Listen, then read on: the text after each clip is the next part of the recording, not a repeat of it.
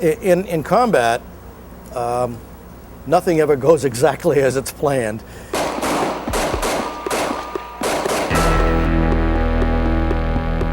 You plan the mission, you know what you're supposed to accomplish, but in the process, unexpected things do come up, and they change, and you have to adapt to that. When you come back home, it should not be complicated. There should be any unexpected things that say the veteran now has to change his way or her way. That individual got injured, came home, and now needs the VA without the complications and the maze and jumping through all of the hoops. And that's the kind of the message we'd like the American people to have, so that they can help us change the VA.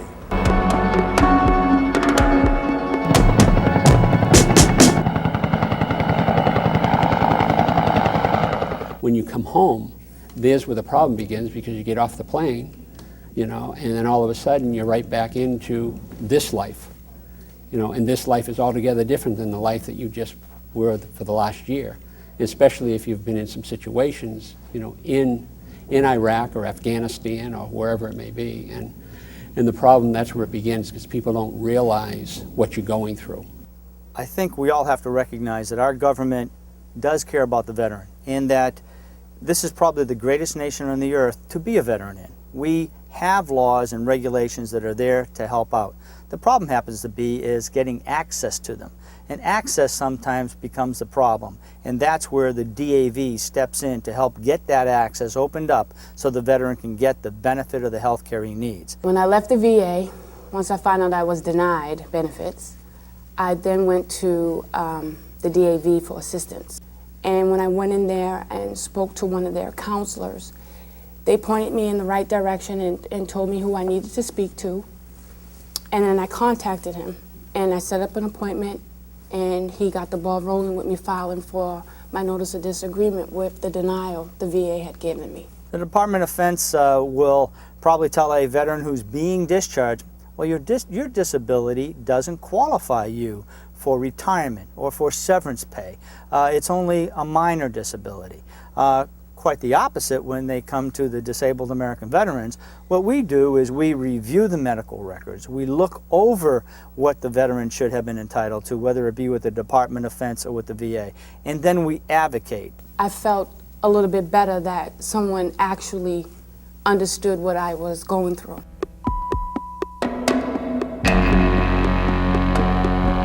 Organizations like the DAV have to maintain high levels of awareness.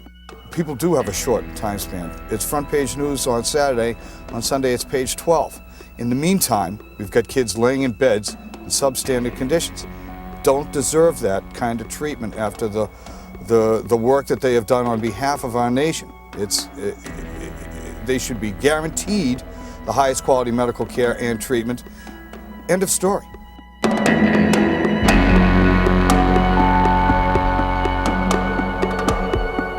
I don't think people realize how important this transportation is to veterans. This is so important. It's meant so much to me in my life. It's going to mean so much to these young veterans today that we must continue the DAV, their transportation, the other voluntary services that they have, that the VA does not have presently the funds evidently to give. And we must have it. I think that people should get involved. I mean, what we're finding out is that these things aren't funded by the government. People think that there's lots of money out there that the government's going to throw at programs like this, but what we found out is that those funds have to come through individual contributions from the citizens. We've got, I believe, to let the public know. I wish people would get off the sidelines and start getting involved. And I'm talking about the public.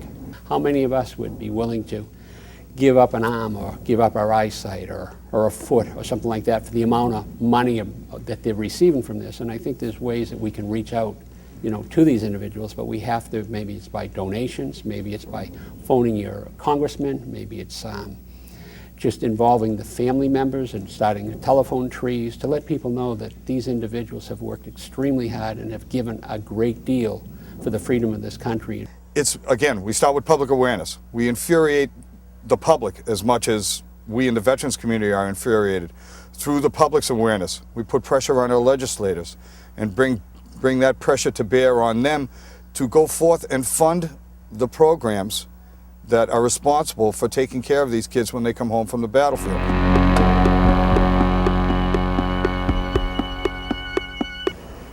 Obviously, if an individual is willing to put their life on the line, there is a responsibility of government to come back and take care of that individual when he does get hurt or she gets hurt. It's just, quite frankly, to me, it's amazing that Congress doesn't understand that.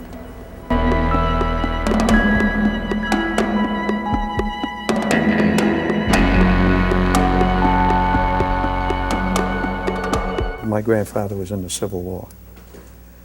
And on down through World War I and World War II and whatever, the needs of veterans have accumulated. Now we're having young people coming back from Iraq and Afghanistan, 18, 19-year-olds. And in another 50 or 60 years, they're going to need the same things that we need right now.